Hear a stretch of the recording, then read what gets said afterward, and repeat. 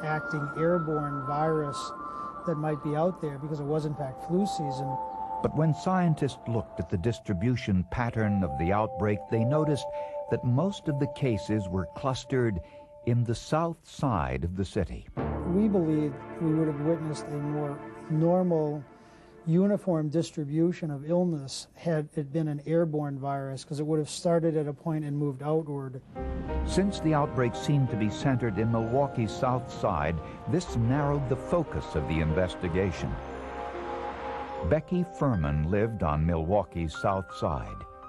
Her doctors had no idea what caused her illness and soon discovered they couldn't cure it in individuals like Becky who had HIV. One of the things was that she was limited in what she could do as far as where we could go and what we could do with her as far as playing, because she would have these accidents. Another thing was a general weakness because of the constant diarrhea. Gastrointestinal illness is usually caused by something that is ingested, once again pointing to food or water.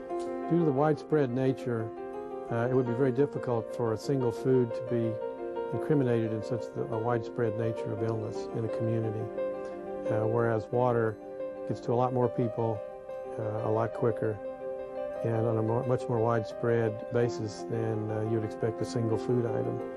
The water plant which supplied Milwaukee's south side reported that the only unusual readout was a peak in turbidity 1 week before the outbreak. Turbidity measures the amount of foreign particles in the water. After a rainstorm, or when snow melts, turbidity levels will temporarily rise. Storms churn river and creek bottoms, and melting snow will often gather particles as it runs into streams. Health officials wondered if the increase in turbidity levels was cause for concern.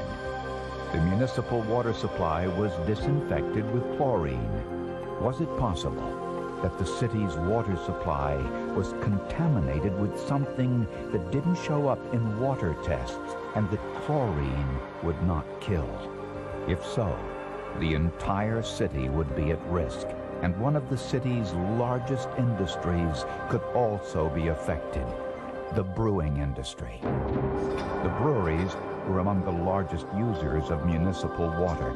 If there was an unknown organism in the water, was it being shipped all across the country by the tens of thousands of gallons a day?